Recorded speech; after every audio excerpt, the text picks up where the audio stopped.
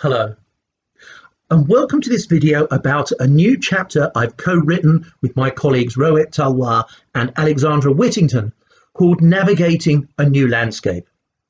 Navigating a New Landscape is a chapter in a book called Aftershocks and Opportunities, Scenarios for a Post-Pandemic Future. The book explores the reasonable assumptions we can make about the kinds of global post-pandemic shifts that could take place for governments, society, and enterprise over the next few years. The pandemic has spread all around the world, and there's a growing understanding that the economic ramifications, the social ramifications, could last much longer than the virus itself. So in this chapter, we present a horizon scan of 8 powerful shifts that are beginning to take form that collectively could reshape every aspect of life, society, and business. So the first section is about restoring the old order versus a total system reboot. And that's the choice that we have. This is a gift of a crisis, if you like. In order to navigate the immediate aftermath, we can lay the foundations for a very different future for the next 5 to 10 years. The question is, do we stick or do we twist? In the second section, we look at the love of facts. And issues of trust, transparency, openness, and insight have been critical through the pandemic so far. We need to understand, and we will continue to need to understand how knowledge is used. We'll need to call out fake news, whether that's issued either maliciously or distributed unknowingly. Government response mechanisms is the third section in this chapter. And we look at the variety of responses that have been attributable to the relative preparedness or not of many governments around the world.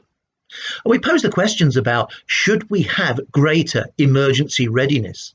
Should we think about localized supply and reskilling to ensure that not only do we have resources we need in the event of a future emergency, but we have the skills to deal with the uncertainty and complexity?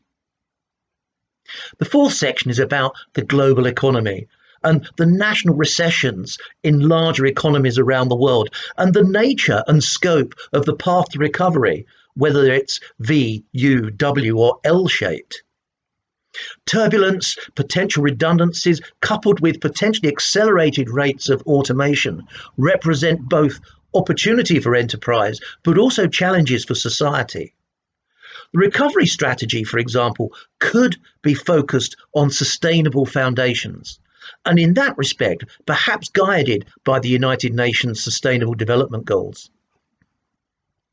Section 5 is about financial markets, how they've been in freefall, how volatility, particularly around specific sectors like airlines and hotels, has been very difficult for us to deal with. Investors, particularly institutional investors, are starting to look for new places to invest their money. And one of the big winners, if that's the right word, is about government debt. So one of the critical questions is this potential contagion, the financial contagion, even worse than the 2008 global financial crisis?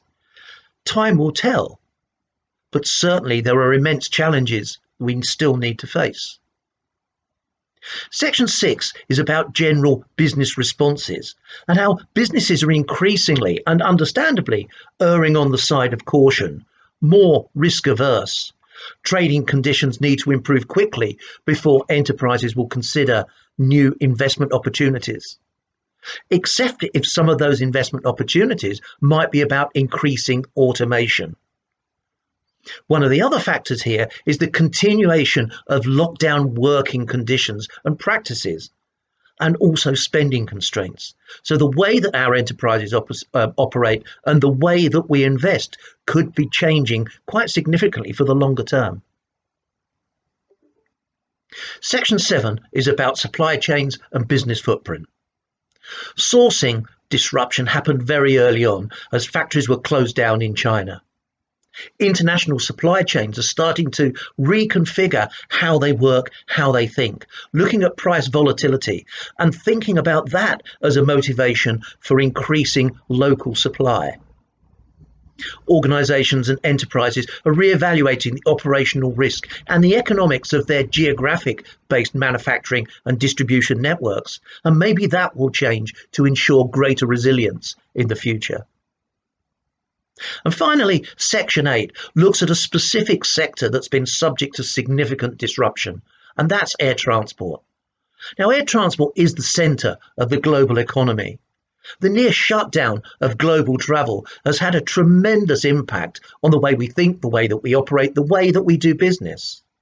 How that industry sector recovers is going to be absolutely critical to the impact and the shape and the speed of the global economic recovery.